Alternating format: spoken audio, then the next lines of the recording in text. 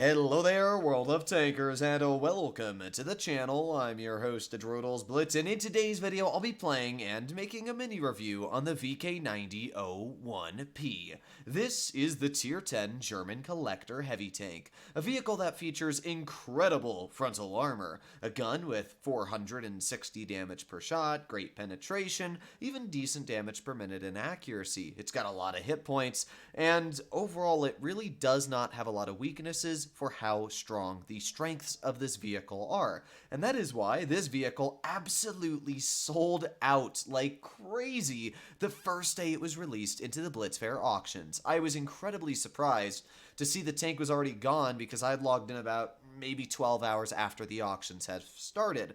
Now, personally, I did not think there was that much about this tank that would drive people crazy to get it, but maybe I just don't love this tank as much as the mouse. I do really like the VK90, and I do believe it is a better mouse in almost every situation. The main reason I personally like the mouse more is for two reasons. First of all, the mouse just drives. The VK90, you actually use your armor on, you side scrape, you want to take your time with your opponents and slowly whittle them down while they struggle to pen you. However, the mouse is more of a brute force bunker-busting machine, where you just drive, and you don't stop driving until you're about knee-deep in the enemy's territory. But that's what I love about the mouse, and that's one of the main reasons why I've always had a little bit more of a pull towards the mouse than the VK90. But this is an incredibly powerful vehicle, and, well, I'm going to see if I can show you why that is in today's video. Which way is our team going to go? I'm going to follow them because going alone is a bad idea. Looks like the majority of our team wants to go to town. We have a E100, Jagdpanzer, and a VK90 when it comes to Tier 10 heavies. And they also have an E75 and M103 at Tier 9. That means they have no mobility whatsoever. And we have a Tier 10 light. That might actually be a bit of a downside, judging that our light tank is not going to medium side. That could have been a huge, huge thing if he had. Now, what I'm going to do right now is get pinned by an M103 and roll lower back. Interesting. Don't really want to be shot by the 183. Not in my biggest interest, if I'm going to be completely honest. But, he shot me there and lit me on fire. Well, not much I can do about that, is there? Okay, well, this battle has not started off amazing, to be completely honest. We did get a nice pen into the enemy E100, but then we got shot in the back corner by the E75. There wasn't really anything I could do about that. It was just a bit of an unfortunate moment. There's nobody really supporting me here, so it's just kind of me and myself against this enemy lineup. Okay, well, let's see what we can do. We got the VK90, Hori's pushing up. Oh, wow. This is not a fun battle. My IS-8 got cleared. We're going to get a nice shell, though, inside of the Jagdpanzer, and our team does end up clearing the Jag, which is actually pretty big, if I'm going to be honest. That was pretty big. Come on, come on, come on. I couldn't get the shell out. Little bit saddened there that I couldn't actually get that shell. Got the 100. There you go. Nice shot. You can see where the gun on the VK90 hits hard. I mean, it's a really, really nice gun. Another great thing about this battle is that our VK90 still, or not our VK90, but our E75 still has a decent chunk of health left. I'm just worried that I'm going to be rushed any moment by this Hori. That is a big threat right now for me. That would be the 183. HE moment. HE is one of those things I've talked about in the past. I don't hate it, but I definitely don't enjoy it the way it is in this game currently. I do wish Wargaming would maybe have the damage it deals, at least to non-penetrations. Now we got the Hori in front of us, and bonk. Oh. I mean, I'll take a bounce from a Hori any day. The Hori has, as we know, some of the dumbest penetration mechanics in the game, and it literally turns armor into butter. However, one of the great things about the VK90 is that it's got a lot of angled armor, which means it's a lot harder to pen it due to the angles it carries. So we get a nice shot into the Hori once, and he's probably going to get bedoinked by that Jag. which he does, and that means all that's left is the VK90 over here. Now we can see this is actually a pretty good example of the very good side armor the VK90 has. Unfortunately, this player kind of over-ankled it, but it does have very, very solid side armor. We're just going to load in a premium shell, and ooh, that was quite the unfortunate bounce. That was right on the cheek. Looks like it just went a teeny bit too high. So, as you saw in that first battle, there were a lot of good things that happened there.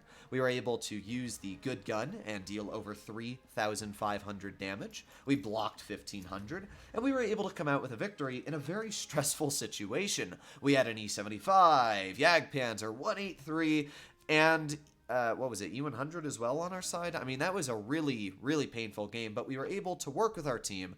I actually think my Jag and 57 did a pretty decent job supporting me there. I was really worried that my team was just falling apart behind me and I was going to be pushed, and I didn't want to look behind me to see what was happening, so I just kind of dealt with it, rolled with the blows, and we were able to do pretty well. The VK90 really is just such an easy tank to do well in.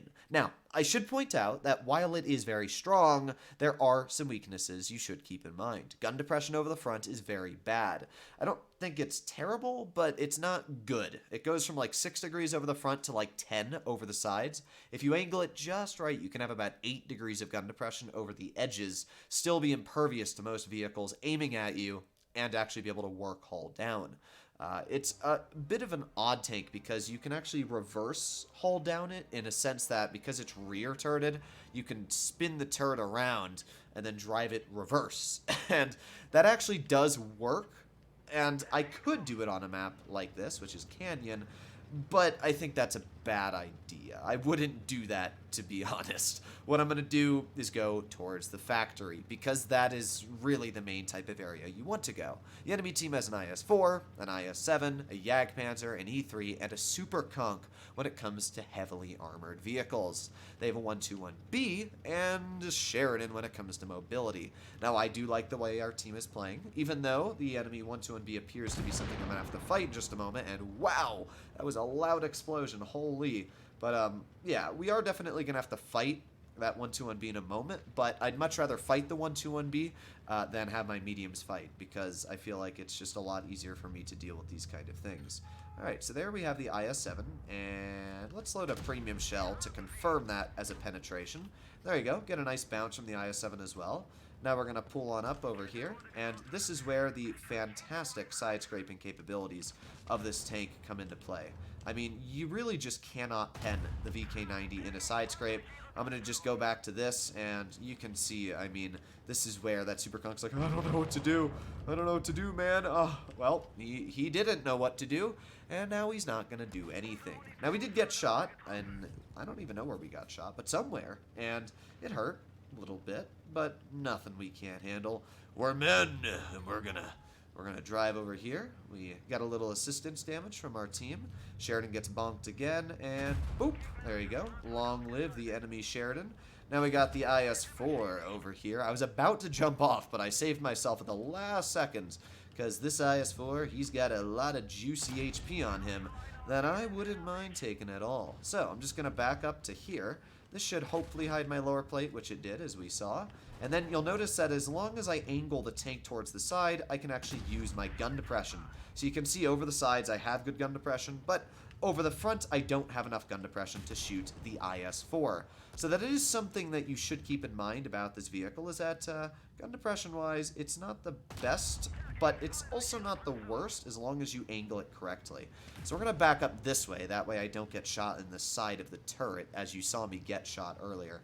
And we're just going to drive over here. We're going to get another... not really sure what to say about that.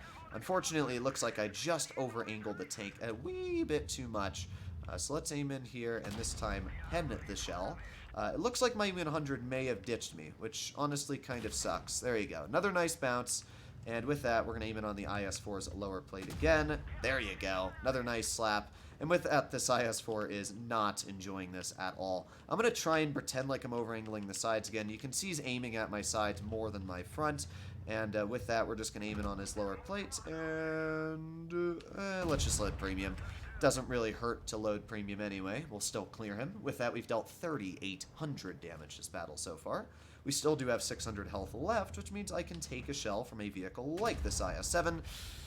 Ooh, that shell did not feel very satisfactory. But we have destroyed a whole plethora of vehicles in front of us, so, well, let's keep on going. We got the 121B Invincible, and, well, he's not going to be invincible for all too long. The E3 only has 170 health left, but looks like he was still able to clear one of my teammates. I'm going to try and get a shell, just one more shell out. Come on. No, no, no, no, no, no, no, no. Go, go, go. Come on. I want to get one more penetration out. That's all I want. Come on. Come on. No. No, no, no, no. Alright. Well, it doesn't look like we're going to get any more damage out this game. Unless I just manage to sneak. Never mind. That shell went very low and very far off target. But we did good. We did our job. And I was able to showcase the VK90. How to use the armor, how to side scrape, and, as well, the way the gun depression works. It's a really fun vehicle, and if you picked it up, it's not a bad tank at all. It's definitely one of the better tier 10s. So, yeah, let me know in the comments down below what you think about the VK90. 3,800 damage dealt. We were able to block 1,700 and assist a little bit as well. What was it, like maybe 600 assisted for our team? Damage assisted, 1,500. So, that's actually not too bad at all. That's about 5,000 combined. So hopefully you enjoyed the video. I'll see you in the next one. Bye-bye.